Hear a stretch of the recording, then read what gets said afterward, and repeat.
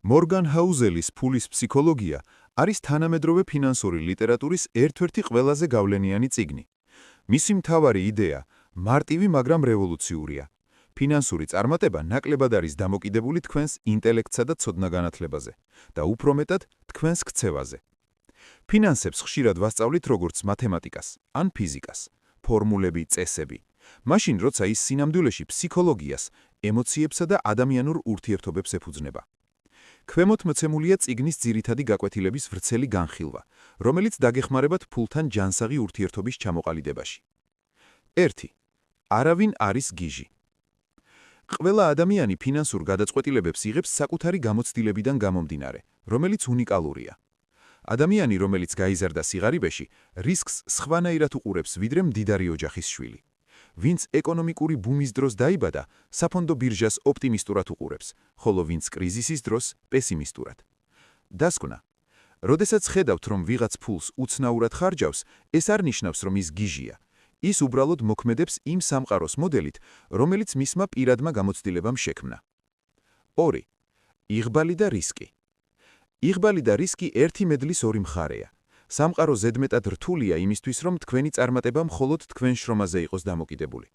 ბილ გეიტსის მაგალითი. გეიტსი უდავოდ გენიოსია, მაგრამ მას ასევე გაუმართლა, რომ სწავლობდა იმ ერთადერთ ამერიკულ სკოლაში, რომელსაც იმ დროს კომპიუტერი ჰქონდა. ხშირად სხვის წარმატებას ნიჭს ვაბრალებთ, ხოლო წარუმატებლობას უიღბლობას. საკუთარ თავთან მიმართებაში კი პირიქით ვიქცევით. გაკვეთილი. იყავით თამდაბალი წარმატების დროს და მიმტევებელი მარცხის დროს. ყველაფერი არც ისე კარგადა, ან არც ისე ცუდად, როგორც ერთი შეხედვით ჩანს. 3.